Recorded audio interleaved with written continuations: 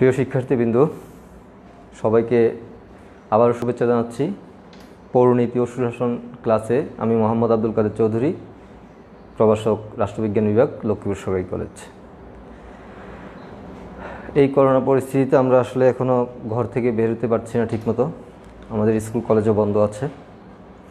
এই পরিস্থিতিতে তোমাদের সুবিধার্থে সরকারি নির্দেশনা মতে আমাদের কলেজের সকলের প্রিয় অভিভাবক, শ্রদ্ধেয় অধ্যক্ষ মহোদয় প্রফেসর মোহাম্মদ মাহবুবুল করিম মহোদয়ের নির্দেশনায় আবারও তোমাদের সামনে আজকে ক্লাসে হাজির হয়েছি। আমরা গত ক্লাসে আলোচনা করেছিলাম পৌরনীতি ও সুশাসন দ্বিতীয় পত্রের পঞ্চম অধ্যায়। পঞ্চম অধ্যায়ে আমাদের যে অধ্যায়ের শিরোনাম ছিল সেটা হলো বাংলাদেশ সরকার ও প্রশাসনিক কাঠামো। তোমরা ইতিমধ্যে জেনেছ আমরা দুইটি টপিকস নিয়ে আলোচনা করেছি গত ক্লাসে। একটি হলো আইন বিভাগ, আরেকটা হলো শাসন বিভাগ। তোমরা জানো যে সরকারের তিনটি অঙ্গ রয়েছে, একটা হলো আইন বিভাগ, আরেকটা শাসন বিভাগ, 3 নম্বর হলো বিচার বিভাগ। তো আমরা কমপ্লিট করেছি আইন বিভাগ ও নির্বাহী বিভাগ, অর্থাৎ শাসন বিভাগ যেটাকে নির্বাহী বিভাগ বলা হয়। আর আজকে আলোচনা শুরু করব আমরা বিচার বিভাগ দিয়ে। তবে বিচার বিভাগে যাওয়ার আগে আমরা একটু গত ক্লাসে আমরা শাসন বিভাগ সম্পর্কে যাহা পড়িয়েছিলাম একটু রিভিউ করে দিতে যাই তোমাদেরকে। তো শুরুতে আমরা পড়েছিলাম শাসন বিভাগ। শাসন বিভাগটা হলো সরকারের সেই বিভাগ যে বিভাগের মাধ্যমে সরকার নির্বাহী কর্তৃত্ব প্রযুক্ত করে, আর এই প্রযুক্তের অধিকারী হলেন প্রধানমন্ত্রী। অর্থাৎ প্রধানমন্ত্রীর নির্বাহী কর্তৃত্ব প্রধানমন্ত্রীর মাধ্যমে প্রযুক্ত হবে। তাহলে শাসন বিভাগের মধ্যমণি হলো আমাদের মাননীয় প্রধানমন্ত্রী। তা আমরা পড়েছিলাম প্রধানমন্ত্রীর ক্ষমতা, কার্যাবলী ও পদমর্যাদা। তো তোমরা জানো প্রধানমন্ত্রীর পদমর্যাদা মানে সকল রাষ্ট্রপতি ছাড়া সর্বোচ্চ পদে উনি আসীন আছেন এবং মন্ত্রিসভার মধ্যমণি নির্বাহী বিভাগের নির্বাহী প্রধান, অর্থাৎ শাসন বিভাগের প্রধান। ওনার নিয়োগটা কীভাবে হয় বলেছিলাম। ওনার নিয়োগটা হলো যে সংখ্যাগরিষ্ঠ দলের যিনি আস্থাভাজন উনাকে রাষ্ট্রপতি প্রধানমন্ত্রী হিসাবে নিয়োগ দান করবেন। তো এভাবে আমাদের মাননীয় প্রধানমন্ত্রী বা সরকার প্রধান নির্বাচিত হয়ে থাকে। এরপরে পড়েছিলাম প্রধানমন্ত্রীর ক্ষমতা ও কার্যাবলী, অর্থাৎ powers and functions of the honourable prime minister. ওনার অনেক ধরনের ক্ষমতা কার্যাবলী আছে। একটু আগে আমরা বলেছি সংবিধানে যে আমাদের 55(2) বলা আছে একবারে স্পষ্টভাবে প্রধানমন্ত্রী কর্তৃক বা তার কর্তৃত্বে এই সংবিধান অনুযায়ী প্রজাতন্ত্রের নির্বাহী ক্ষমতা প্রযুক্ত হবে। তো এই যে একটা লাইন সংবিধানে 55(2) নং অনুচ্ছেদে বলা আছে, এখানে আমরা সব কিছু স্পষ্ট দেখতে পাই। অর্থাৎ উনার কর্তৃত্বে বা উনার কর্তৃক প্রজাতন্ত্র অর্থাৎ সরকারের সকল ক্ষমতা বা নির্বাহী বিভাগের সকল ক্ষমতা প্রযুক্ত হবে। সেই হিসাবে ওনার যে কার্যাবলীগুলো করে থাকতেন, প্রথম বলেছিলাম মন্ত্রিসভা গঠনের ক্ষমতা। তোমরা অলরেডি আমি বলেছিলাম কীভাবে গঠিত হয়। মন্ত্রিসভা গঠন করেন তিনি। উনার কাছে যে সংখ্যক সদস্য নিয়ে মনে হবে যে এই মন্ত্রিসভা গঠন করা উচিত, সেই সংখ্যক সদস্য নিয়ে উনি মন্ত্রিসভা গঠন করবেন। এরপরে আছে মন্ত্রিসভার নেতা হিসেবে প্রধানমন্ত্রীর ক্ষমতা। উনি প্রধানমন্ত্রী, আমি গত ক্লাসে বলেছিলাম প্রধানমন্ত্রী অর্থাৎ মন্ত্রীদের প্রধান, তাহলে মন্ত্রিসভার নেতা তো উনিই হবেন। সেই হিসেবে তিনি সকল দিক নির্দেশনা, শৃঙ্খলা, মন্ত্রীদের অন্যান্য সব কিছু উনি নির্ধারণ করে থাকেন। আবার উনি ইচ্ছে করলে যে কোনো কারণবশত কোনো মন্ত্রীকে পদত্যাগ করতে করানোর জন্য রাষ্ট্রপতির কাছে সুপারিশ করতে পারেন। এরপরে আছে জাতীয় সংসদের নেতা। প্রধানমন্ত্রী জাতীয় সংসদের প্রধান নেতা। উনি জাতীয় সংসদের যে সদস্য, অর্থাৎ জাতীয় সংসদ বলতে আইন বিভাগ, এখানে উনি শাসন বিভাগের প্রধান হিসাবে আইন বিভাগের আইনসভার যে জাতীয় সংসদ আছে সেখানেও উনি নেতা হিসেবে ভূমিকা পালন করেন। কিভাবে পালন করেন সেটা হলো সদস্যদের শৃঙ্খলাবোধ, সদস্যদের কার্যবিবরণী ইত্যাদিগুলা উনি দেখভাল করেন। এরপরে আছে নিয়োগ সংক্রান্ত ক্ষমতা। আমরা বলেছিলাম যে রাষ্ট্রপতি, একটু পরে আমরা রিভিউ করব রাষ্ট্রপতির ক্ষমতা, মহামান্য রাষ্ট্রপতির ক্ষমতা সম্পর্কে। ওনার দুটি কাজ শুধু এককভাবে একক সিদ্ধান্তে করতে পারেন, সেটা হলো যে একটা প্রধানমন্ত্রী নিয়োগ আর একটা হলো প্রধান বিচারপতি নিয়োগ। এই দুটি কাজের বাহিরে সমস্ত কাজের জন্য প্রধানমন্ত্রীর সাথে পরামর্শক্রমে করতে হয়। এখানে নিয়োগ সংক্রান্ত যে প্রধানমন্ত্রীর ক্ষমতা সেটা হলো বিভিন্ন যে আমাদের চাকরি, সরকারি চাকরি বা সাংবিধানিক সংস্থাগুলো আছে ওগুলোর সদস্য বা চেয়ারম্যান সবগুলোর ক্ষেত্রে, আর সরকারি চাকরি বা বাংলাদেশ বিসিএস সরকারি কর্ম কমিশন যেটা, ওইখানে যে নিয়োগগুলো হয় সবগুলো সুপারিশক্রমে রাষ্ট্রপতি লেখা থাকে গেজেটে। তো এই যে সুপারিশক্রমে রাষ্ট্রপতি, কিন্তু রাষ্ট্রপতি প্রধানমন্ত্রীর পরামর্শক্রমেই এগুলো করে থাকেন। তাহলে নিয়োগ সংক্রান্ত ক্ষমতা মোটামুটি প্রধানমন্ত্রীরই সবচেয়ে বেশি। এরপরে দলের প্রধান হিসেবে ক্ষমতা পালন করেন। তোমরা জানো দলের প্রধান হিসেবে দলকে কীভাবে আরও ভালোভাবে দিক নির্দেশনা দিয়ে ভালোভাবে এগিয়ে নিয়ে যায়, সামনে কীভাবে আরও কর্মপন্থা নির্ধারণ করেন, সব কিছুই দলের প্রধান হিসেবে যা যা করা দরকার তিনি করে থাকেন। এরপরে আছে জাতীয় নেতা হিসেবে প্রধানমন্ত্রীর ক্ষমতা। উনি তো সংসদের প্রধান হিসেবে, সংসদের নেতা হিসাবে ভূমিকা পালন করেন, দলের প্রধান হিসেবে ভূমিকা পালন করেন, মন্ত্রিসভার প্রধান হিসেবে ভূমিকা পালন করেন। এছাড়াও উনি জাতীয় নেতা হিসেবে ভূমিকা পালন করেন, অর্থাৎ জাতীয় যে কোনো পরিস্থিতিতে, যে কোনো সংকটে, যে কোনো পরিবেশ পরিস্থিতিতে উনি সব কিছু ট্যাকেল করেন এবং সরকার, জনগণের যেন জনকল্যাণ নিশ্চিত হয় সেই ব্যবস্থা তিনি করার জন্য প্রয়োজনীয় দিক নির্দেশনা দিয়ে থাকেন। এছাড়া অন্যান্য ক্ষমতা আছে, এগুলো মেন ক্ষমতা আমি একটু রিভিউ করে দিলাম। আর আমি এখানে উল্লেখ্য একটা বিষয় যে তোমাদেরকে বলেছিলাম যে আমাদের বাংলাদেশের প্রথম প্রধানমন্ত্রী হলেন তাজউদ্দিন আহমেদ, আর দ্বিতীয় প্রধানমন্ত্রী ছিলেন জাতির পিতা বঙ্গবন্ধু শেখ মুজিবুর রহমান। উনি 12/1/1972 থেকে প্রধানমন্ত্রীত্ব দায়িত্ব গ্রহণ করেন। আর 2009 সাল থেকে বর্তমান পর্যন্ত তোমরা জানো আমাদের বর্তমান প্রধানমন্ত্রী নাম, এটা আর বলার অপেক্ষা রাখে না, মাননীয় প্রধানমন্ত্রী শেখ হাসিনা। এরপরে শাসন বিভাগের আরেকটা টপিকস গুরুত্বপূর্ণ যেটা আমি পড়িয়েছিলাম, মন্ত্রী পরিষদের গঠন ও কার্যাবলী। মন্ত্রী পরিষদের গঠন আমি একটু আগে বলেছি। মন্ত্রী পরিষদের আকার এবং মন্ত্রী পরিষদের পরিধি, মন্ত্রী পরিষদের সদস্য কতজন হবে বা কীভাবে হবে সব কিছু নির্ধারণ করেন মাননীয় প্রধানমন্ত্রী। মাননীয় প্রধানমন্ত্রী যেই সংখ্যক সদস্য নিয়ে মন্ত্রী পরিষদ গঠনের কথা চিন্তা করেন বা পরিকল্পনা করেন সেই অনুযায়ী মন্ত্রী পরিষদ গঠিত হয়। এটি সংবিধানে 55(1) নং অনুচ্ছেদে বলা আছে। আর এখানে আরেকটি কথা বলা আছে যে মন্ত্রিসভা, অর্থাৎ ফুল মন্ত্রী যতজন মন্ত্রী হন সবাইকে নিয়ে যে সংগঠনটা হয় সেটাকে বলা হয় মন্ত্রিসভা।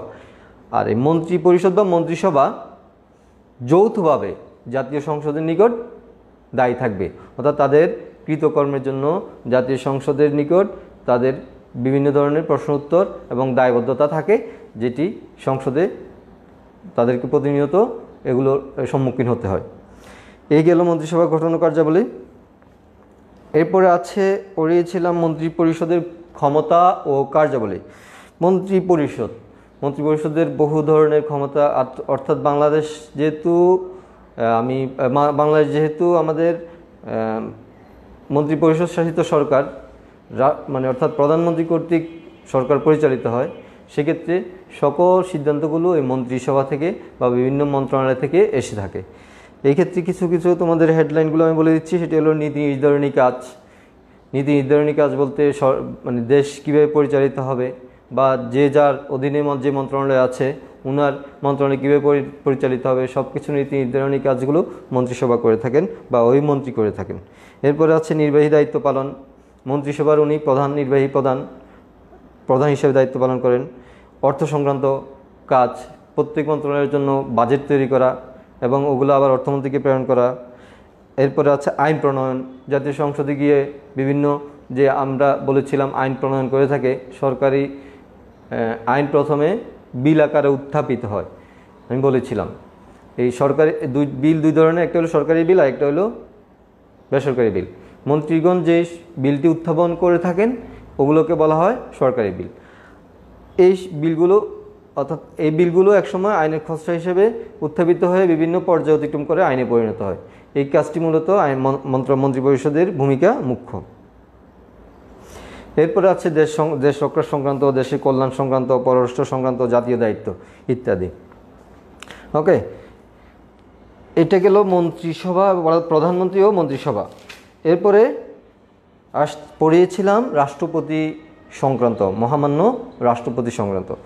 রাষ্ট্রপতি সংক্রান্ত আমরা পড়িয়েছিলাম নির্বাচন কীভাবে, রাষ্ট্রপতি কীভাবে নির্বাচিত হয়, ওনার কী কী ক্ষমতা বা কী কার্যাবলী, কী কী দায়বদ্ধতা, দায় মুক্তি আছে, এগুলো সম্পর্কে আমরা পড়েছিলাম।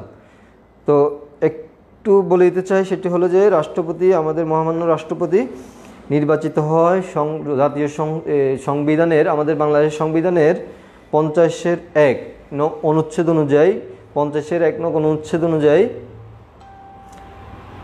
পরোক্ষ নির্বাচনের মাধ্যমে, অর্থাৎ জাতীয় সংসদ সদস্যদের মধ্য থেকে একজনকে জাতীয় সংসদ সদস্যগণ রাষ্ট্রপতি নির্বাচিত করেন। তাহলে বোঝা গেছে, পরোক্ষ অর্থাৎ আমরা যাদেরকে ভোট দিয়ে, সরাসরি ভোট দিয়ে এমপি বা সংসদ সদস্য বানিয়েছি, ওনারা সকলে মিলে ওনারা আমাদের প্রতিনিধি হয়ে যখন অন্য কাউকে নির্বাচিত করেন সেটাকে বলা হয় পরোক্ষ নির্বাচন। তাহলে আর আমরা যেটা সরাসরি এমপি মহোদয়গণকে ভোট দিয়ে থাকি সেটা হলো প্রত্যক্ষ নির্বাচন। তাহলে পরোক্ষ নির্বাচনের মাধ্যমে রাষ্ট্রপতি নির্বাচিত হয়ে থাকেন।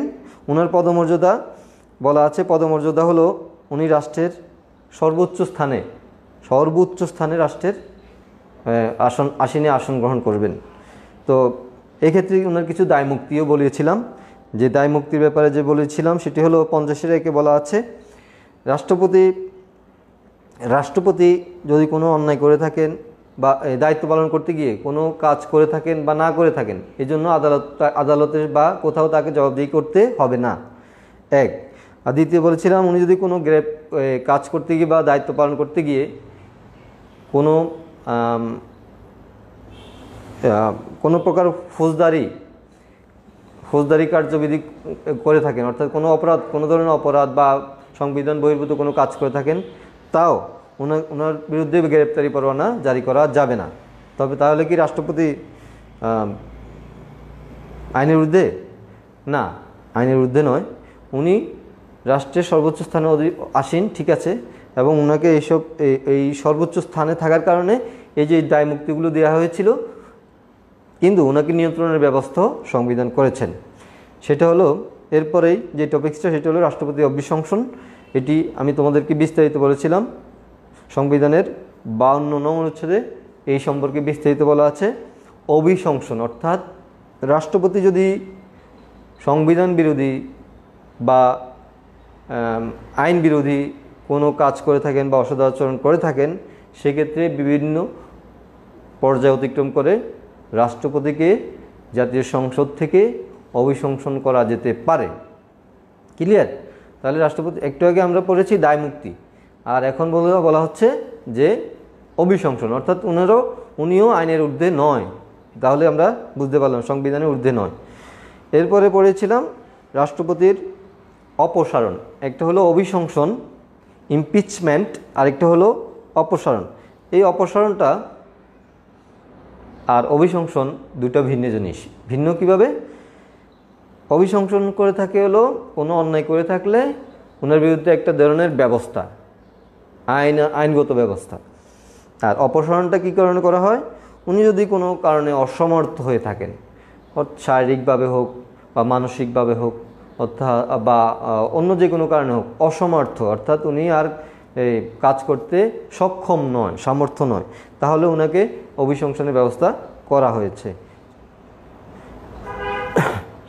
আর যখন অপসারণের ব্যবস্থা করা আছে সংবিধানে। আর যখন একজন রাষ্ট্রপতি অভিশংসন অথবা অপসারণ হবে তখন কে দায়িত্ব পালন করবেন? হ্যাঁ, রাষ্ট্রপতির পদ, একটা কথা মনে রাখবা, কখনো শূন্য হয় না। অর্থাৎ রাষ্ট্রপতি পদে একজন থাকতেই হবে, রাষ্ট্রপতি পদে একজনকে থাকতে হবে, মহামান্য রাষ্ট্রপতি পদে। আর রাষ্ট্রপতি পদ যখন অভিশংসন বা অপসারণ কারণে শূন্য হয় তখন সাথে সাথে এই পদে দায়িত্ব পালন করবেন মাননীয় স্পিকার। মাননীয় স্পিকার তখন রাষ্ট্রপতির স্থলাভিষিক্ত হবেন, অর্থাৎ ভারপ্রাপ্ত রাষ্ট্রপতি হিসেবে দায়িত্ব পালন করবেন। এরপরে পড়েছিল রাষ্ট্রপতির ক্ষমতা ও কার্যাবলী। রাষ্ট্রপতির ক্ষমতা, প্রধান যে ক্ষমতাটি আমি বলে দিয়েছিলাম একটু আগে, যে প্রধানমন্ত্রী নিয়োগ, প্রধান বিচারপতি নিয়োগ, দুইটি কাজ উনি একক সিদ্ধান্তে করতে পারেন। আর অন্য যে কোনো কাজ করার ক্ষেত্রে মাননীয় প্রধানমন্ত্রীর পরামর্শ নিতে হবে। এটি আমাদের সংবিধানেই বলা আছে।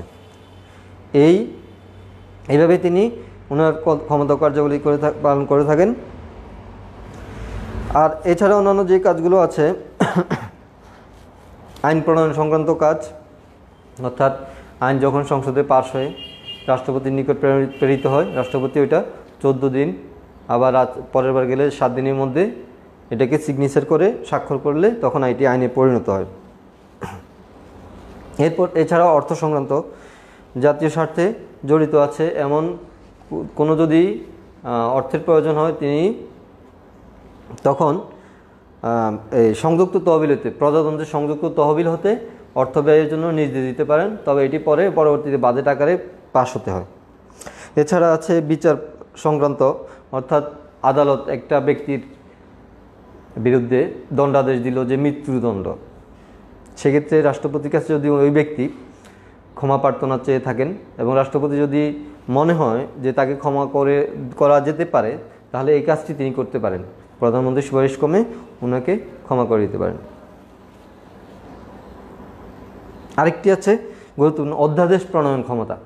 অধ্যাদেশ যখন সংসদ অধিবেশন থাকবে না বা সংসদ থাকবে না, সংসদ যদি ভেঙে যায় বা সংসদ অধিবেশন না থাকে, তখন যদি জরুরি কোনো প্রয়োজনে আইন দরকার হয়, তখন তিনি ওই আইনটাকে রাষ্ট্রপতি যে আদেশ দিয়ে থাকেন ওইটাকে অধ্যাদেশ বলা হয়।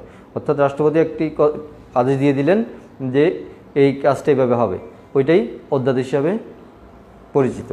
এবং আবার সংসদ যখন বসবে এই অধ্যাদেশটি জাতীয় সংসদের মাধ্যমে পাশ হয়ে আসতে হয়। এরপরে আছে জরুরি অবস্থা জারি ক্ষমতা, যে দেশে যুদ্ধ বা অভ্যন্তরীণ গোলযোগ বা বহিরাক্রমণ হওয়ার সম্ভাবনা থাকে তখন জরুরি অবস্থা জারি করতে পারেন মহামান্য রাষ্ট্রপতি। এই একটি ক্ষমতা রয়েছেন, তা প্রধানমন্ত্রীর সাথে পরামর্শক্রমে। অন্যান্য অনেকগুলো কাজ আছে, যে উনি শপথ বাক্য পাঠ করান প্রধানমন্ত্রী, প্রধান বিচারপতি, তারপরে যোগাযোগ ব্যবস্থা, বিভিন্ন দেশের সাথে উনি যোগাযোগ ব্যবস্থা বা সরকার প্রধান বা রাষ্ট্রপ্রধানদের সাথে যোগাযোগ ব্যবস্থা মেনটেন করেন। এছাড়া আছে বিশ্ববিদ্যালয়ের চ্যান্সেলর পদে উনি আসীন থাকেন। এ হচ্ছিল মোটামুটি শাসন বিভাগ। আমরা চলে যাচ্ছি এখন পরবর্তীতে বিচার বিভাগ। এখানে আরেকবার মনে করে দিতে চাই, আমাদের বাংলাদেশের প্রথম রাষ্ট্রপতি ছিলেন জাতির পিতা বঙ্গবন্ধু শেখ মুজিবুর রহমান। উনি এরপরে সর্বশেষ যিনি আছেন সেটা হলো মোহাম্মদ আব্দুল হামিদ অ্যাডভোকেট, মহামান্য রাষ্ট্রপতি, এখনও দায়িত্ব পালনরত আছেন। তাহলে এখন আমরা চলে আসছি সরকারের তৃতীয় অঙ্গ, অর্থাৎ যেটির নাম হলো বিচার বিভাগ। আমি ওই দিন ক্লাসে বলেছিলাম যে সরকারের 3টি অঙ্গ বা বিভাগ রয়েছে, একটি হলো আইন বিভাগ, শাসন বিভাগ, বিচার বিভাগ। এই 3টি অঙ্গ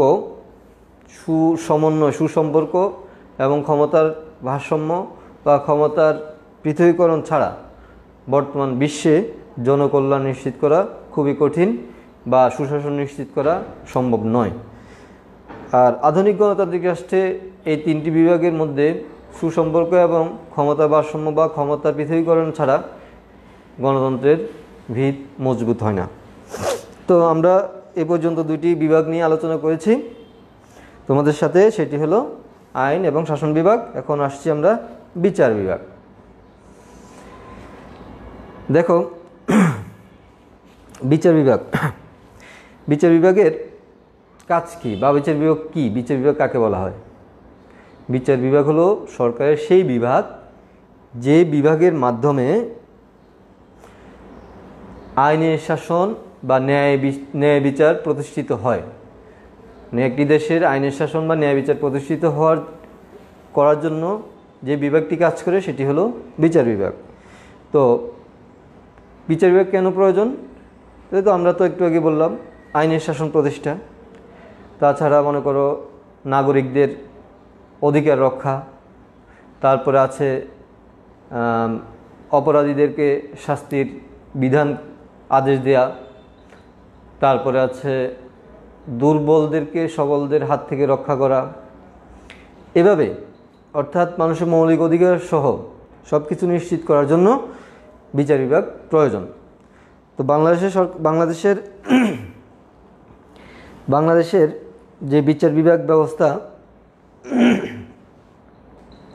এটি মূলত তিন ভাগে বিভক্ত।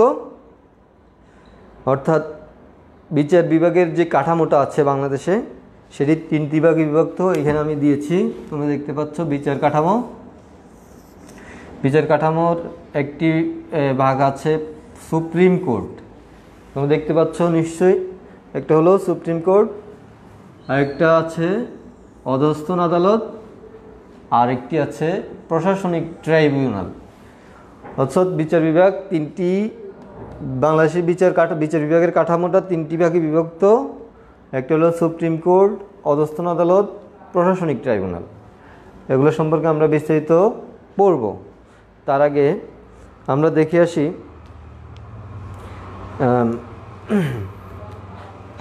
এই ছিল কাঠামো। এছাড়াও অধস্তন আদালতের অধীনে আরেকটি ছোট্ট একটি আদালত আছে, সেটাকে আমরা ইউনিয়ন পরিষদ বা পৌরসভা আদালত বা সালিসি বোর্ড বলে থাকি। খুব একবারে রোড লেভেলে, মানে রুরাল লেভেলে, সেখানে স্থানীয়ভাবে এই আদালতটি ইউনিয়ন পরিষদের চেয়ারম্যান এবং সদস্যদের নিয়ে গঠিত হয়ে থাকে।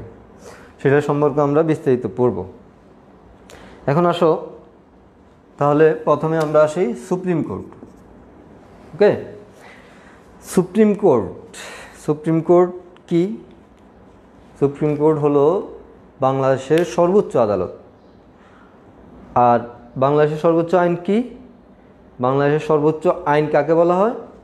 বাংলাদেশের সর্বোচ্চ আইন বলা হয় সংবিধানকে। বাংলাদেশের সর্বোচ্চ আইন সংবিধান, আর সর্বোচ্চ আদালত সুপ্রিম কোর্ট। ওকে, সুপ্রিম কোর্ট কি বা কিভাবে গঠিত হয় আমি বলতেছি। 94 সংবিধানের 94(1) অনুচ্ছেদ অনুযায়ী বাংলাদেশের এই সুপ্রিম কোর্ট গঠিত হয়। অর্থাৎ সংবিধানেই আমাদের বলা আছে যে কিভাবে সুপ্রিম কোর্ট গঠিত হবে। সংবিধানে শুধু 94(1) অনুচ্ছেদে বলা আছে। ওকে, ওইখানে বলা আছে, বাংলাদেশ সংবিধানে বলা আছে সুপ্রিম কোর্ট নামে বাংলাদেশে একটি সর্বোচ্চ আদালত থাকবে। এটি হাইকোর্ট এবং আপিল বিভাগ, হাইকোর্ট বিভাগ এবং আপিল বিভাগ নিয়ে গঠিত হবে। আর এই সুপ্রিম কোর্টের একজন থাকবেন প্রধান বিচারপতি, উনি প্রধান বিচারপতির আসনে গ্রহণ করবেন এবং রাষ্ট্রপতির সাথে পরামর্শক্রমে অন্যান্য বিচারপতি নিয়ে এই সুপ্রিম কোর্ট গঠিত হয়। তাহলে যে সুপ্রিম কোর্ট সংবিধানে বলা আছে 94(1) অনুচ্ছেদে। ওকে, আর এটা এখানে গঠনের কথা বলা আছে, কিভাবে গঠিত হবে হলো এখানে সংবিধানের 94(a) অনুচ্ছেদে বলা আছে যে বাংলাদেশে একটি সর্বোচ্চ আদালত থাকবে সুপ্রিম কোর্ট, এবং এটি গঠিত হবে হাইকোর্ট বিভাগ এবং আপিল বিভাগ নিয়ে। বুঝে গেছে?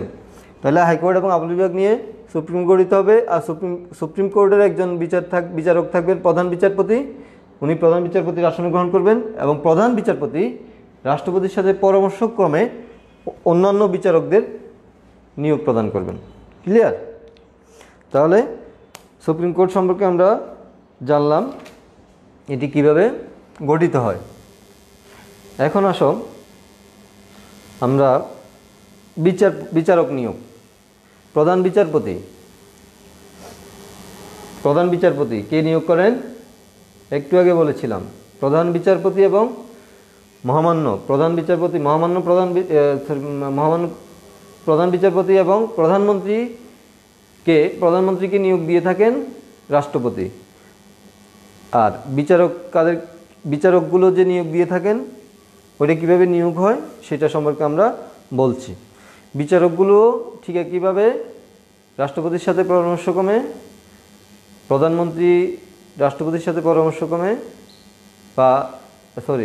রাষ্ট্রপতির সাথে তো অবশ্যই পরামর্শ নিতে হবে, প্রধানমন্ত্রীর পরামর্শ নিতে হবে রাষ্ট্রপতি। এছাড়াও প্রধান বিচারপতির পরামর্শক্রমে অন্যান্য বিচারক নিয়োগ দিয়ে থাকেন। এবং এই যে বিচারক নিয়োগ হয় এটার জন্য কিছু শর্ত আছে, যে সুপ্রিম কোর্টের অধীনে যে দুটি বিভাগ, হাইকোর্ট এবং আপিল বিভাগ, অর্থাৎ টোটাল সুপ্রিম কোর্টে যে বিচারকগুলো থাকেন তাদের কি নিয়োগের জন্য শর্তগুলো 4টা শর্ত করতে বলা আছে। তাদের প্রথম শর্ত হলো ওনারা বাংলাদেশের নাগরিক হতে হবে, 1 নম্বর শর্ত।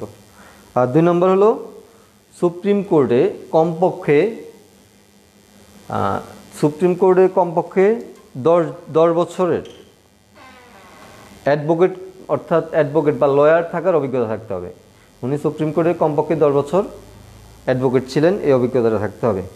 3, বাংলাদেশের অভ্যন্তরে কমপক্ষে 10 বছর কোনো বিচার বিভাগ বা বিচার কার্যের সাথে উনি বিচার বিভাগীয় পদে অধিষ্ঠিত থাকতে হবে।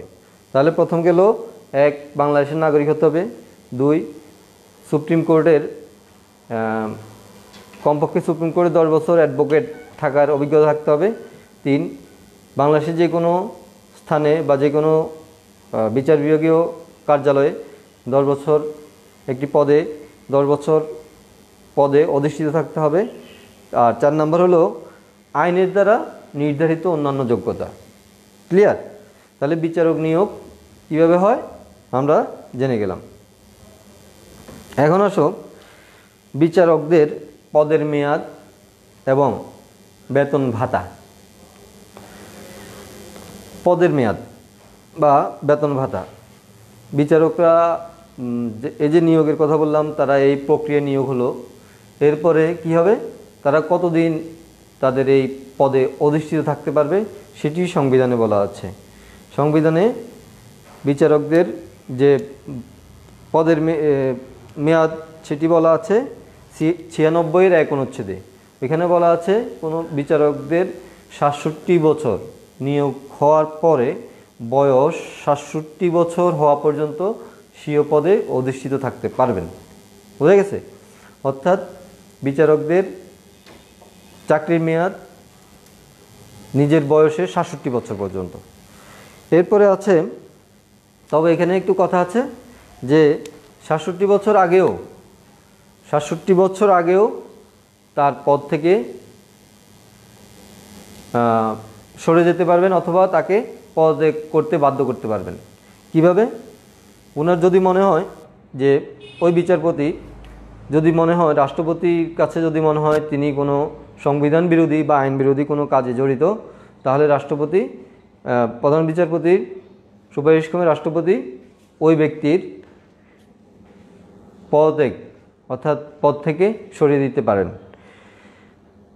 আরেকটা আছে যে একটা গেল হলো উনি আইন বিরোধী কোনো কাজ করার কারণে পদ থেকে সরে যাওয়া বা পদত্যাগ করতে বাধ্য করা। আরেকটা আছে স্ব ইচ্ছায় অর্থাৎ নিজের ইচ্ছায় পদত্যাগ করা। সেটা হলো যে তিনি শারীরিকভাবে অসুস্থ হয়ে গেছেন অথবা মানসিকভাবে অথবা অন্য কোনো কারণে যে তার ওই আর বিচার কার্য করা ভালো লাগতেছে না, তাহলে তিনি কি করতে পারবেন, স্বীয় স্বাক্ষর যুগে পদত্যাগপত্র লিখে এটা উনি জমা দিতে পারবেন। রাষ্ট্রপতি সেটি বিবেচনা করে তাকে পদ থেকে অব্যাহতি দিতে পারবেন। ক্লিয়ার? এটা গেল বিচারকদের পদের মেয়াদ। আর এখানে আরেকটা কথা বলছিলাম যে বেতন ভাতা। এই যে বিচারকদের নিয়োগ হলো, তাদের পদ কতদিন থাকবে সেটাও আমরা জানলাম। বা কতদিন তাদের স্বীয় পদে অধিষ্ঠিত থাকবেন। এরপরে যেটি বলা আছে বেতন ভাতা। এই যে বেতন ভাতা, এটি নির্ধারিত হয় একটু ভিন্নভাবে। সংবিধানের 96(2) অনুচ্ছেদে বলা আছে জাতীয় সংসদ কর্তৃক সুপ্রিম কোর্টের বিচারকগণের বেতন ভাতা এবং চাকরির অন্যান্য শর্ত নির্ধারিত হবে। তাহলে বিচারকগণ আবাসিক ও যাতায়াত সংক্রান্ত সুবিধা পেয়ে থাকবেন। এছাড়া তাহলে বেতন ভাতা এবং শর্তাবলী কীভাবে নির্ধারিত হয়ে থাকে? জাতীয় সংসদের মাধ্যমে। ওকে, এটা গেল যে বিচারকদের পদের মেয়াদ ও বেতন ভাতা। এরপরে আমরা আসি বিচারকের মর্যাদা। বিচারকের মর্যাদা কেমন? বিচারকগণ এমনিতে তো সম্মানের একটি স্থানে আছেন, সবাই ওনাদেরকে সম্মানের চোখে দেখেন। সামাজিকভাবে হোক, সামাজিক প্রেস্টিজিয়াস অনেক হাই ওনাদের প্রেস্টিজ বা পদমর্যাদা বা ওনাদের যে সম্মান অনেক বেশি।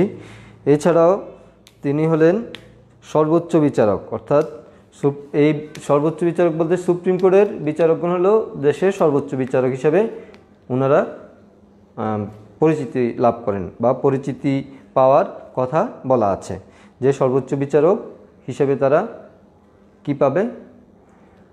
সর্বোচ্চ বিচারক হিসেবে তারা এই পদে আসীন থাকবেন।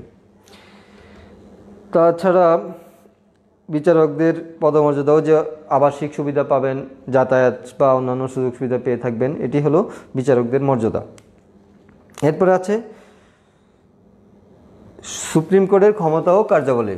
আমরা যে সুপ্রিম কোর্ট পড়েছিলাম 94(1) অনুচ্ছেদে সংবিধানের, এই সুপ্রিম কোর্ট বলেছিলাম দুইটি বিভাগ নিয়ে গঠিত, একটি হলো হাইকোর্ট বিভাগ আর একটি হলো আপিল বিভাগ। সুপ্রিম কোর্ট এই দুটি বিভাগ নিয়ে গঠিত। ওকে, তাহলে সুপ্রিম কোর্টের ক্ষমতা ও কার্যাবলী বলতে আমরা বুঝবো এই যে দুটি বিভাগের ক্ষমতা ও কার্যাবলী। ক্লিয়ার? তাহলে প্রথমে আসি আমরা হাইকোর্ট বিভাগ। সুপ্রিম কোর্টের অধীনে যেহেতু দুটি বিভাগ, এই দুই বিভাগের কার্যাবলী যেহেতু সুপ্রিম কোর্টের ক্ষমতা ও কার্যাবলী, তাহলে আমরা প্রথমে হাইকোর্ট বিভাগের কী কাজ বা ক্ষমতা আছে সেগুলো আমরা দেখে আসি। সাধারণত সংবিধান অনুযায়ী এবং অন্যান্য বিধান সাপেক্ষে সুপ্রিম কোর্ট 3 ধরনের অধিকার বা ইখতিয়ার বা ক্ষমতা পালন কার্যাবলী করে থাকেন। সেটি হলো, একটি হলো আদি ইখতিয়ার বা মৌলিক, যেটা বিচারের মৌলিক ইখতিয়ার বা মৌলিক ক্ষমতা। 2 হলো আপিল সংক্রান্ত ক্ষমতা। আপিল বিভাগ আছে, আবার আপিল সংক্রান্ত ক্ষমতা। বিষয়টা একটু কেমন না? ওকে, আমরা পরে বিস্তারিত বলছি। একটা হলো আদি ইখতিয়ার, 2 হলো আপিল সংক্রান্ত ক্ষমতা, 3 হলো অন্যান্য কার্যাবলী। অর্থাৎ 3 ধরনের ক্ষমতা কাজগুলো করে থাকেন হাইকোর্ট বিভাগ। তাহলে এগুলো কি কি একটু জেনে নিই বিস্তারিত। কোনো সংক্ষুব্ধ ব্যক্তির আবেদন ক্রমে নাগরিকদের যে মৌলিক অধিকারগুলো আছে সেগুলো যে কোনো একটি যদি বলবৎ করার প্রয়োজন হয়, তাহলে রাষ্ট্রীয় দায়িত্ব পালন করে ব্যক্তি পালন করার মৌলিক অধিকার রক্ষা করার জন্য এই হাইকোর্ট যে কোনো ব্যক্তি বা প্রতিষ্ঠানের বিরুদ্ধে কি করতে পারবে? নির্দেশ দিতে পারবে, নির্দেশ বা আদেশ প্রদান করতে পারবে। অর্থাৎ সাপোজ একজন ব্যক্তি রহিম, সে কোথায় চাকরি করে? গার্মেন্টসে। ওকে, গার্মেন্টসে চাকরি করতে গিয়ে তার মনে হলো যে সে যে মৌলিক অধিকারগুলো আছে সংবিধানের 18টি মৌলিক অধিকারের কথা বলা আছে, আমাদের কথা, ব্যক্তি চলাফেরার অধিকার, তারপরে সংগঠন করার অধিকার, বাক স্বাধীনতা, গৃহ প্রবেশের রক্ষণাবেক্ষণ, এই যে এই 18টি মৌলিক অধিকারের কথা বলা আছে, সেগুলো থেকে যদি সে ডিপ্রাইভড হয়, অর্থাৎ সে যদি বঞ্চিত হয়, নিজেকে মনে করে যে আমি এই মৌলিক অধিকারটা পাচ্ছি না, তাহলে সে হাইকোর্টের আবেদন করতে পারবে। সেই আবেদনের প্রেক্ষিতে হাইকোর্ট উনি যদি ব্যক্তির নামে অভিযোগটা করে, ওই ব্যক্তির বিরুদ্ধে আদেশ দিবেন যে তার মৌলিক অধিকার ফিরিয়ে দেওয়া হোক। ক্লিয়ার? অথবা সে যদি ওই গার্মেন্টসের নামে অভিযোগ করে, তাহলে হাইকোর্ট কী করবে? ওই গার্মেন্টসকে নির্দেশ প্রদান করবে বা আদেশ দিয়ে থাকবে যে তার অধিকার ফিরিয়ে দেওয়া হোক। ক্লিয়ার? এরপরে আছে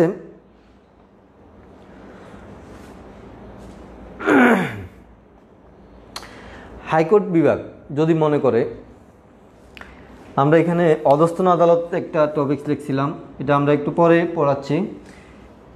এই অধস্তন আদালতগুলো কোথায় থাকে? জেলা উপজেলায়, জেলা উপজেলায় থাকে। এখন হাইকোর্ট যদি মনে করে অধস্তন আদালতের কোনো মামলা বা কোনো কিছু, কোনো ইস্যু আরও বিশদ ব্যাখ্যার প্রয়োজন আছে বা আইনি জটিলতা দেখা দিচ্ছে, সেক্ষেত্রে হাইকোর্ট বিভাগ নিজ দায়িত্বে ওই অধস্তন আদালত থেকে ওই মামলাগুলো বা ওই মামলাটি হাইকোর্ট বিভাগে স্থানান্তরিত করতে পারেন। এটি আরেকটি হাইকোর্ট বিভাগের ইখতিয়ার বা ক্ষমতা। এরপরে আছে রিট জারি করার ইখতিয়ার বা আপিল করার। হাইকোর্ট বিভাগ থেকে কোন মামলার রায় হলো, হাইকোর্ট বিভাগ থেকে কোন মামলার রায় হলো, অথবা জেলা উপজেলায় যে অধস্তন আদালতগুলো আছে সেখান থেকে কোনো রায় হলো, তখন জেলা বা হাইকোর্টের রায়ের বিরুদ্ধে ওই ব্যক্তি বা প্রতিষ্ঠান আবার হাইকোর্টে আপিল করতে পারবে। ক্লিয়ার? অর্থাৎ ওই যে এখানে আপিল বিভাগ আছে, অ্যাপিলেট ডিভিশন, আবার হাইকোর্ট ডিভিশন। আপিল বিভাগের কাজটাও বলতেছি আমরা একটু পরে, তবে হাইকোর্টেও আপিল করা যায়, এটা হলো মূল কথা।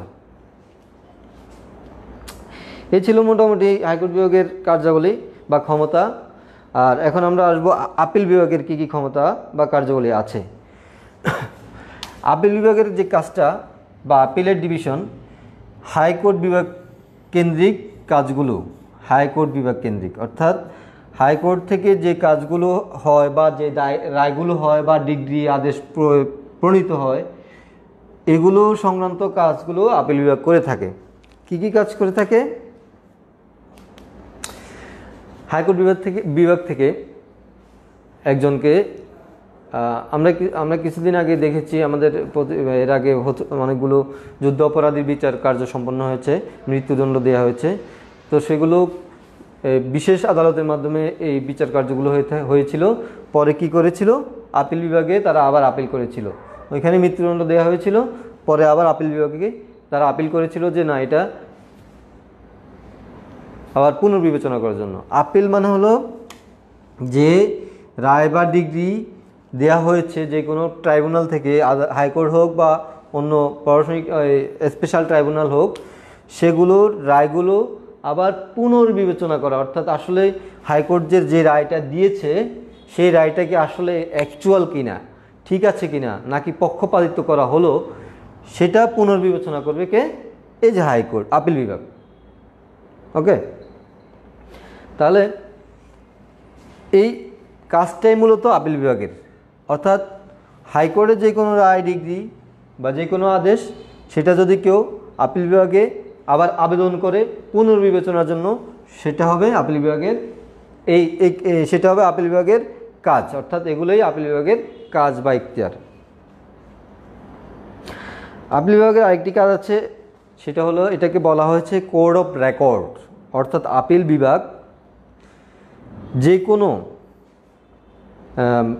কোড অফ রেকর্ড হিসেবে কাজ করে। কোড অফ রেকর্ড মানে হলো আদালত অবমাননার জন্য তদন্তের আদেশ দিতে পারেন, বা যে কোনো সে স্বপ্রণোদিত হয়ে যে কোনো আদেশ বা দণ্ডাদেশ দিতে পারেন। বুঝা গেছে? কোড অফ রেকর্ড হিসাবে এটা হলো তার স্পেশাল ক্ষমতা। হাইকোর্ট বা আপিল বিভাগের স্পেশাল ক্ষমতা হলো কোড অফ রেকর্ড হিসেবে যে কোনো দণ্ডাদেশ দিতে পারেন। হয়ে গেল সুপ্রিম কোর্ট। এখন আমরা আসবো অধস্তন আদালতে যাওয়ার আগে প্রশাসনিক ট্রাইব্যুনালটা একটু দেখে নিই।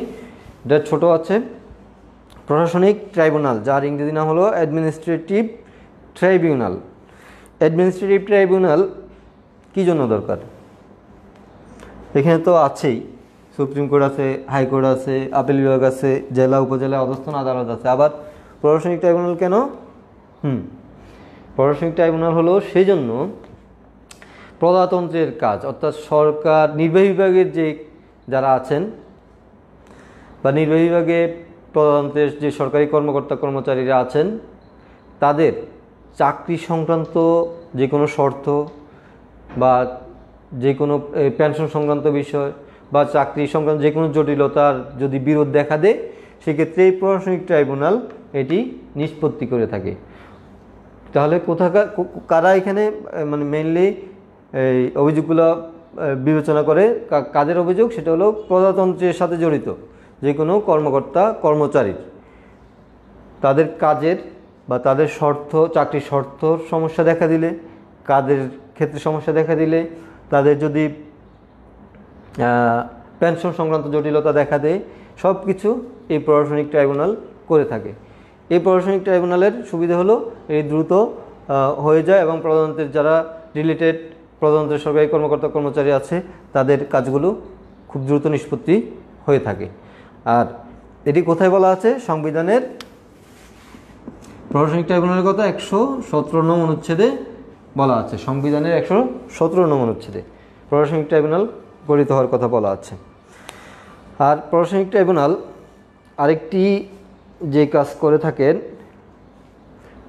যে এখানে একজন ব্যক্তির বিরোধ নিষ্পত্তি হলো চাকরি সংক্রান্ত, সাপোজ, আবার রায়ও হলো এই প্রশাসনিক ট্রাইব্যুনাল থেকে, তখন কি করা হবে? সে যে ব্যক্তির নামে রায় হলো বা যে ব্যক্তির নামে অভিযোগ দেওয়া হলো তার রায় যেটা হয়েছে সেটা সে সন্তুষ্ট নয়, তাহলে কি করবে? এখানে আরেকটি অপশন আছে, সেটি হলো এই প্রশাসনিক ট্রাইব্যুনালের মধ্যে একটি আপিল বিভাগ আছে। ওই যে আপিল বিভাগের মতো এখানে একটি আপিল বিভাগ আছে। সেই রায়ের বিরুদ্ধে বা আদেশের বিরুদ্ধে আবার রায় বিবেচনা করার জন্য, পুনর্বিবেচনা করার জন্য ওইখানে আপিল করতে পারবে। এটা ছিল মূলত প্রশাসনিক ট্রাইব্যুনালের ক্ষমতা, কার্যাবলী, গঠন।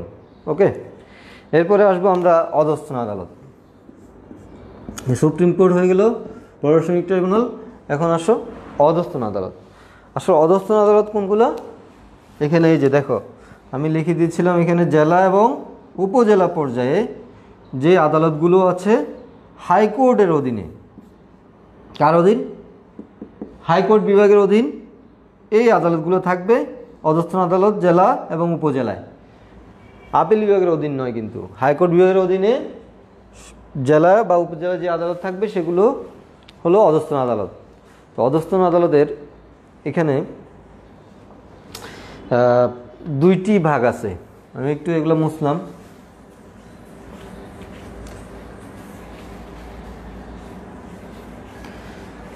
অধস্থন আদালতের দুইটি ভাগ, সেটা হলো একটা দেওয়ানি, কি কি কাজ করে থাকে আর কি, দেওয়ানি কাজ, আর একটি হলো ফৌজদারি কাজ, দেওয়ানি মামলা আর হলো ফৌজদারি মামলা।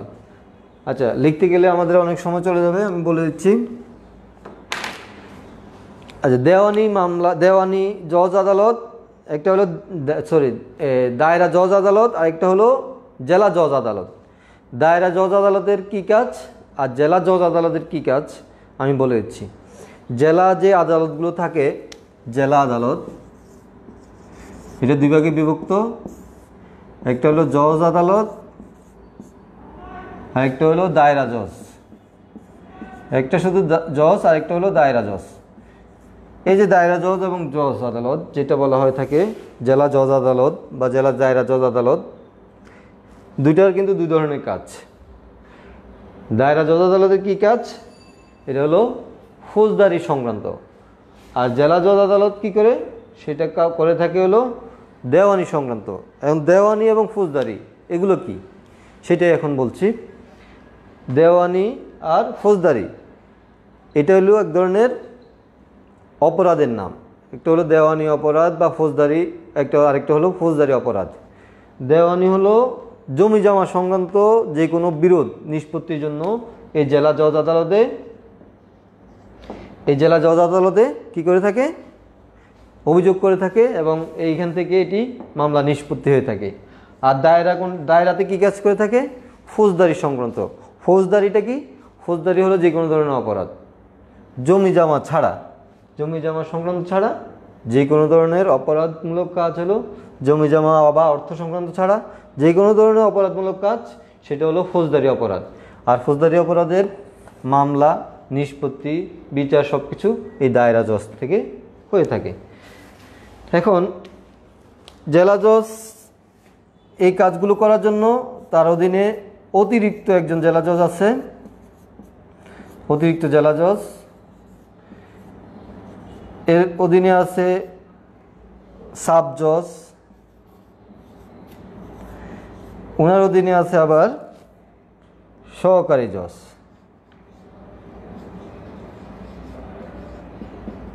ওকে, তাহলে জেলা জজের অধীনে এই কাজগুলো দেওয়ানি সংক্রান্ত যে মামলা এগুলো কাজ করার জন্য অতিরিক্ত জেলা জজ আছে, সাব জজ আছে এবং সহকারী জজ আছে। ঠিক একইভাবে দায়রার যে কাজগুলো বা ফৌজদারি মামলা সংক্রান্ত কাজগুলো করার জন্য এখানে অতিরিক্ত জেলা জজ আছে, অতিরিক্ত দায়রা জজ। এটার নাম হবে অতিরিক্ত জেলা জজ আর এটার নাম হবে অতিরিক্ত দায়রা জজ, আবার সহকারী জজ, এভাবে অনেক পর্যায়ে জজ আছে। তো এই ছিল অধস্তন আদালতের জেলা পর্যায়ের যে কাঠামো, সেটি আমি এতক্ষণ তোমাদেরকে বিস্তারিত বলার চেষ্টা করেছি। এখন আসো থানা পর্যায়ে। থানা পর্যায়ে এটা গেল জেলা, উপজেলা বা থানা পর্যায়ে। উপজেলা বা থানা পর্যায়ে আমরা সাধারণত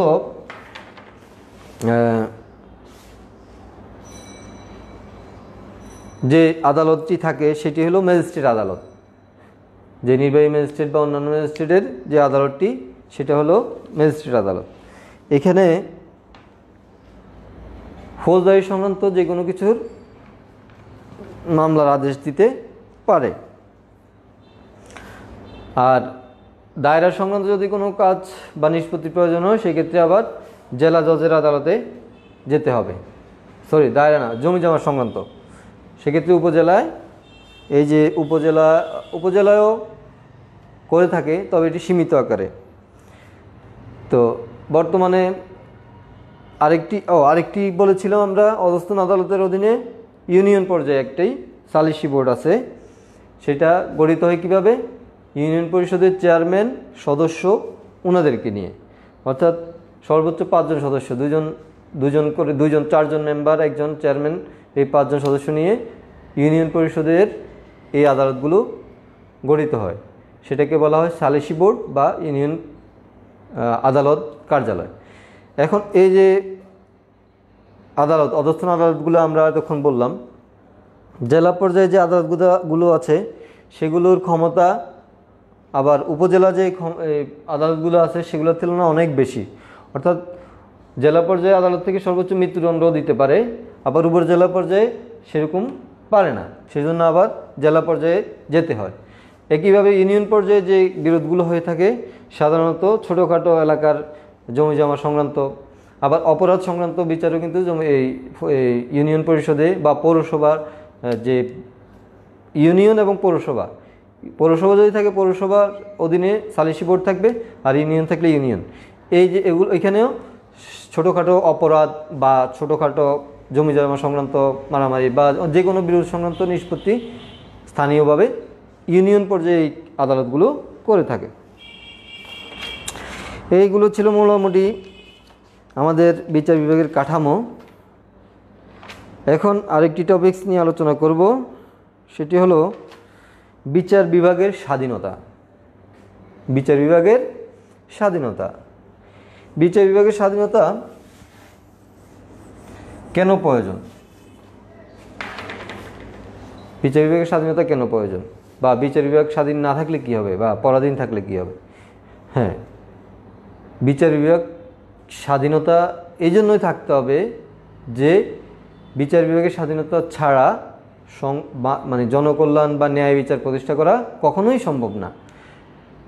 এখন বিচার বিভাগ যদি স্বাধীন থাকে, একটা রায় দিল যেটি জনকল্যাণার্থে, তখন সরকার সেটাকে চেঞ্জ করতে পারবে না, বা শাসন বিভাগ সেটাকে চেঞ্জ করতে পারবে না বা পরিবর্তন করার ক্ষমতা রাখে না। আর যদি পরাধীন থাকে তাহলে যে কোনো সময় যে কোনো রায়কে পরিবর্তন করার ক্ষমতা থাকে। এখন বাংলাদেশের যে বিচার ব্যবস্থা সেটি কি স্বাধীন? তোমরা কি জানো? হ্যাঁ, বাংলাদেশের বিচার বিভাগ স্বাধীন। এটি কোথায় বলা আছে? সংবিধানের 22 নং অনুচ্ছেদে। সংবিধানের 22 নং অনুচ্ছেদে বলা আছে যে বিচার বিভাগ নির্বাহী বিভাগের অন্যান্য অঙ্গ থেকে বিচার বিভাগকে পৃথকীকরণ করতে হবে বা পৃথকীকরণ করা হলো। এটি হলো সংবিধানের 22 নং অনুচ্ছেদে বলা আছে, অর্থাৎ বিচার বিভাগ নির্বাহী বিভাগ থেকে স্বাধীন। এটি কবে হয়েছিল? এটির জন্য মামলা করা হয়েছিল এই মামলার নাম ছিল মাজদার হোসেন মামলা। এটি 1999 সাল থেকে দীর্ঘদিন 1985 সালে এই মামলা করা হয়। পরে 1999 সালে রায় হয়, এই মামলার রায় হয়। পরে বিভিন্ন সরকার এটাকে ডিলে করতে সময় নিয়ে বাড়াতে সর্বশেষ 2007 সাল এই যে নির্বাহী বিভাগ থেকে বিচার বিভাগ আলাদা হয়, অর্থাৎ 2007 সাল থেকে বাংলাদেশের বিচার ব্যবস্থা স্বাধীন। এখন এই স্বাধীন হওয়ার কারণে কিন্তু আমরা বিচার বিভাগের সুফল পাচ্ছি অনেক। আমরা মাঝে মাঝে তোমরা দেখতে পাও যে হাইকোর্ট একটা রুল জারি করেছে, ওইখানে এই যে এই কাজটি হলো তার ব্যাখ্যা সরকারের কাছে চায়। অনেক সময় স্বপ্রণোদিত হয়ে সৌমোটো একটা রুল আছে, স্বপ্রণোদিত হয়ে হাইকোর্ট রিট জারি করতে পারে যে বা এইটি কেন হলো এটার ব্যাখ্যা চাইতে পারে, অথবা সংবিধানের যে কোনো জটিলতার ব্যাখ্যা চাইতে পারে। এটি ছিল বিচার বিভাগের স্বাধীনতা। তো আজকে আমরা এ পর্যন্ত আজকের টপিকস এ পর্যন্ত আমরা শেষ করতে যাচ্ছি। পরবর্তীতে আমরা যে বিষয়গুলো নিয়ে আলোচনা করব তোমরা একটু দেখে রাখবা। সেটা হলো বিচার বিভাগীয় পর্যালোচনা আর আইনের শাসন প্রতিষ্ঠায় বিচার বিভাগের ভূমিকা। তবে আমি তোমাদের আরেকটু সময় নিই, এই দুটি টপিকস পড়িয়ে পরবর্তী ক্লাসে আমরা আলোচনা করব বাংলাদেশের প্রশাসনিক কাঠামো। অর্থাৎ এই অধ্যায়ের নাম ছিল বাংলাদেশ সরকার ও প্রশাসনিক কাঠামো। তো আমরা যে প্রশাসনিক কাঠামোটা নেক্সট ক্লাস থেকে শুরু করব। সরকারের যে অঙ্গগুলো আছে আজকে এটি শেষ করে দেব, বিচার বিভাগীয় পর্যালোচনা, এবং আরেকটি টপিকস আছে আইনের শাসন প্রতিষ্ঠায় বিচার বিভাগের ভূমিকা। যে বিচার বিভাগীয় পর্যালোচনা এটা কি? বিচার বিভাগীয় পর্যালোচনা এটি হলো মানে চমৎকার একটি সিস্টেম, যে সিস্টেমের মাধ্যমে বিচার বিভাগ শাসন বিভাগকে বা নির্বাহী বিভাগকে নিয়ন্ত্রণ করতে পারে। এই পর্যালোচনার অধিকার থাকার অর্থ হলো শাসন বিভাগ যদি কোনো সংবিধান বিরোধী বা কাজ করে থাকে বা অন্যায় করে থাকে বা কার্যক্রম পরিচালিত করতে যেয়ে থাকে, তখন হাইকোর্ট নিজেই এগুলো তদন্ত করতে পারে। কি করতে পারে? তদন্তের সুপারিশ দিতে পারে বা তদন্তের জন্য নির্দিষ্ট ব্যক্তি ও প্রতিষ্ঠানকে আদেশ দিতে পারে যে এটা একটু তদন্ত করে দেখে তারপর ঠিক না বেঠিক সেটি নির্ধারণ করা হবে। এবং এই তদন্ত করতে করতে যখন এই তদন্ত করাটা হলো পর্যালোচনা, অর্থাৎ একটি কাজ কি সংবিধান অনুযায়ী হয়েছে, জনকল্যাণার্থে হয়েছে বা ন্যায় বিচার প্রতিষ্ঠার জন্য হয়েছে, নাকি এটি সংবিধান বিরোধী, নাকি এটি অন্যায়ভাবে করা হয়েছে, সেটি পর্যালোচনা করার পরে বিচার বিভাগ এই কাজটিকে বাতিল করতে পারে বা এই আইনটিকে, সেটি যদি আইনও হয়ে থাকে, এই বিচার বিভাগ সেটিকে বাতিল করতে পারে। এটি হলো বিচার বিভাগীয় পর্যালোচনা। বুঝা গেছে? অর্থাৎ সরকারের কোনো কাজ বা সরকারের কোনো আইন, সরকারের কোনো যে কোনো কিছু, সরকারের সাপোজ একটা সরকার আইন পাশ করেছে জাতীয় সংসদ থেকে, জাতীয় সংসদ কর্তৃক একটি আইন পাশ হয়েছে, সেটি বিচার বিভাগ মনে করলো যে পুনর্বিবেচনা দরকার। এটা আসলে এটি কি সংবিধানের নিয়ম নীতি অনুযায়ী হচ্ছে নাকি সংবিধান বহির্ভূত, তাহলে এটি বিচার বিভাগ পুনর্বিবেচনা করে এই আইনটি বাতিলও করতে পারে। এটি হলো বিচার বিভাগের পর্যালোচনা। বাংলাদেশে এটি আছে এবং এটার সুফল আমরা পাচ্ছি। এরপরে যে টপিকসটা সর্বশেষ, বিচার বিভাগের আইনের শাসন প্রতিষ্ঠায় বিচার বিভাগের ভূমিকা। এখন আইনের শাসন কথাটির অর্থ অনেক বেশি, অনেক গভীর। আইনের শাসন বলতে অনেক কিছু জড়িত। এটি সুশাসন যে আমরা পড়েছিলাম, সুশাসনের অন্যতম একটি শর্ত হলো আইনের শাসন থাকতে হবে দেশের। অর্থাৎ একটি দেশের সুশাসন আছে কিনা তা পরিমাপ করার জন্য অন্যতম একটি শর্ত হলো আইনের শাসন। আর আইনের শাসন প্রতিষ্ঠার জন্য অন্যতম ভূমিকা পালন করে এই বিচার বিভাগ। কিভাবে কি কি কাজ করে থাকে আইনের শাসন প্রতিষ্ঠার জন্য? একটা হলো মৌলিক অধিকার বলবৎকরণ। মৌলিক অধিকার বলবৎকরণ কিভাবে করে? একজন ব্যক্তির যে মৌলিক অধিকার কথা বলা আছে সংবিধানে, আমি একটু আগে বলেছি 18টি মৌলিক অধিকার। ওই মৌলিক অধিকারগুলো যে কোনো একটি যদি খর্ব হয়ে থাকে, সেক্ষেত্রে ওই ব্যক্তি হাইকোর্টে গিয়ে রিট করতে পারবে। হাইকোর্ট 102 হাইকোর্টে 102 নং অনুচ্ছেদ অনুযায়ী সে রিট করতে পারবে এবং এই রিটের প্রেক্ষিতে ওই ব্যক্তির মৌলিক অধিকার ফিরিয়ে দেওয়া হয়, বা যার বিরুদ্ধে অভিযোগটা করা হয়েছিল বা যে প্রতিষ্ঠানের বিরুদ্ধে, সেই প্রতিষ্ঠানকে হাইকোর্ট নির্দেশ দিবে তার মৌলিক অধিকার ফিরিয়ে দেওয়া হোক। তাহলে প্রথম গেল মৌলিক অধিকার বলবৎকরণ। তারপরে কিভাবে আইনের শাসন প্রতিষ্ঠা করে? নির্বাহী বিভাগ ও আইন বিভাগ কর্তৃক ক্ষমতার অপব্যবহার রোধ। আইন বিভাগ থেকে সংবিধান বিরোধী আইন যদি পাশ করে, সেটি আমি একটু আগে বলেছিলাম বিচার বিভাগীয় পর্যালোচনার মাধ্যমে তদন্ত সাপেক্ষে এটি বাতিলও করতে পারে। তাহলে আইন বিভাগ আর আইন বিভাগের এই যে আইনটি পাশ করলো কারা? জাতীয় সংসদের সদস্যগণ। ওনারাই কিন্তু আবার সরকারের বা শাসন বিভাগের বা নির্বাহী বিভাগের সদস্য। তাহলে এই যে আইন এবং শাসন বিভাগকে নিয়ন্ত্রণ করতে পারে কে? বিচার বিভাগ। এই নিয়ন্ত্রণের মাধ্যমে আমাদের আইনের শাসন প্রতিষ্ঠিত হয়ে থাকে। তারপরে আছে সংবিধানের রক্ষক। সংবিধানের রক্ষাকারী প্রতিষ্ঠান হলো বিচার বিভাগ, বা সংবিধানের যে কোনো ধারা নয়, যে কোনো অনুচ্ছেদ, উপ অনুচ্ছেদ, উপধারা, এগুলোর ব্যাখ্যা, জটিলতার যদি কোনো প্রশ্ন জাগে, ব্যাখ্যামূলক বা বিশ্লেষণ সব কিছু কী করে? বিচার বিভাগ দিয়ে থাকে। এবং এই সংবিধানের রক্ষকের দায়িত্ব বা সংবিধানের রক্ষার দায়িত্ব এই বিচার বিভাগের। এভাবে আইন শাসন প্রতিষ্ঠিত হয়ে থাকে। এরপরে আছে বিরোধ নিষ্পত্তির মাধ্যমে সামাজিক সুরক্ষা। অর্থাৎ এই যে বিচার বিভাগ যদি না থাকতো, তাহলে কোনো অপরাধীর বিচারের যে রায় এটা কি দিতে পারতো?